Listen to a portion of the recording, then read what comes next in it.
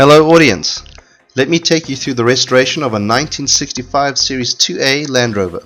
The Land Rover was transported on a trailer from Port Alfred to Johannesburg, a distance of roughly 1,200 kilometers or 745 miles.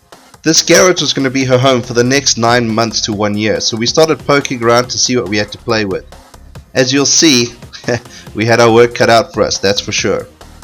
As it turns out, the previous owner had been driving this vehicle up and down the beach, in and out of salty seawater. Never a good thing for ungalvanized steel, and certainly not for a box chassis. A number of dodgy repairs have been done to this vehicle over the years, including a conrod holding up what was left of the exhaust. Anything that could leak or sweat oil generally did. The diffs, the sumps, the transfer cases, the fuel tank, everything needed urgent attention. We could tell that there was rust on this vehicle from the time it arrived, but the level was unprecedented. The front section of the chassis was completely useless, full of holes and falling apart every time we shifted the vehicle around. The rear had already been replaced with a roof beam, and the rest of the metal parts were just crumbling in our hands. Initially we were going to save every nut and bolt as a reference point, but the rust was so bad at one stage we didn't even need to unbolt anything. If you gave a hard enough pull, stuff came off the firewall without any problems. So the chassis and firewall needed to be replaced. So far, not off to a good start. The vehicle was fitted with a 2.6 litre overhead side valve engine. An overnight charge of the battery got it started again. Continuing the teardown, it was time for the canopy and window frames to come off. Rust and previously stripped bolts plagued us all the way with this particular section of the project. With the canopy finally off, it was time to turn our attention to the front windscreen frame. Once this was off, that was it for the day. A few weekends later, it was off to Beltray to look for a new firewall and chassis. On my way in though, I found a ton of things much more interesting to look at. It wasn't difficult to be distracted with all these interesting things lying around. And then I found this. Now I wish I could tell you I bought this for a future project, but it was not for sale. We did find a nice new firewall though. Further into the project, it was time to collect our modified chassis. We cut down a 110-inch chassis to 88 to fit our vehicle. Andre, the engineer who did the work, was taking us through the chassis front to back before loading it up. His team did a brilliant job.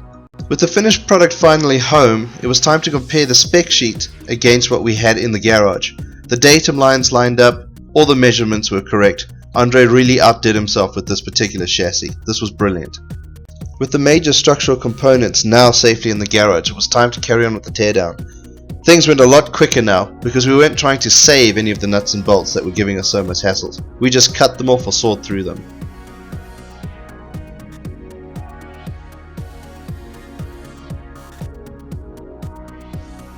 The rear load bed area, along with the end caps and the seat bank, were almost transferred straight off the old vehicle and onto the new one. Minimal repair work was required for these components. Now we could see just how bad the rust on the old chassis was. Unfortunately, the radiator cradle and front firewall were completely useless. Pedal box and all was chucked. We decided to let Beltray take over the rebuild of the vehicle. We had run out of time and space in the garage to continue. We loaded everything up, trailer load after trailer load, to deliver to Beltray, 100 kilometers or 62 miles away.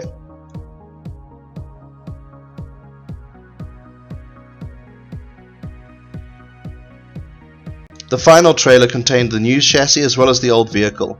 Bosvark, the scrapyard's local part vehicle, dragged our vehicle off to be picked clean of any remaining valuables before being finally decommissioned. A few weekends later, our gearbox and transfer case were almost completely reconditioned, unrecognizable after the fresh paint. Our chassis too had been completely sandblasted and stone chipped top to bottom. New leaf spring shocks and drum brakes really helped this thing come together nicely. Our original discs were useless, so we bought reconned units.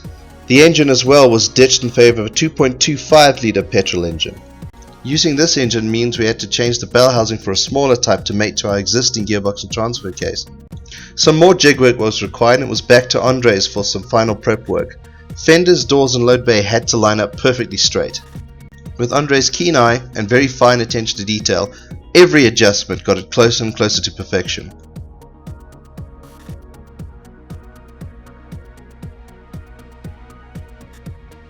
Back at Beltray now, it was time to get the final stretch going. Almost done, ready to come home.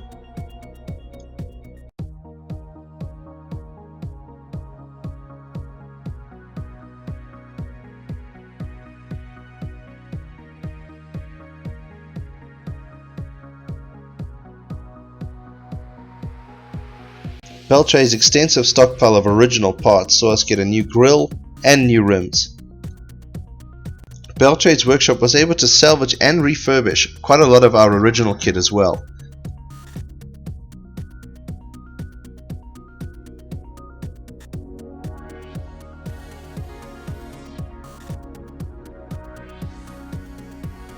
Finally, collection day. Time to bring her home. Anyone who's driven a leaf spring solid axled vehicle will know the drive is rough as hell, but that's exactly how this vehicle is meant to be driven. That's it for this video, but this project is by no means finished. There's still lots to come. Don't forget to subscribe for more content. Twitter and Instagram links are in the description. Hit me up with a like and a favorite, guys. There's still plenty to do with this vehicle and other projects on the way. Cheers.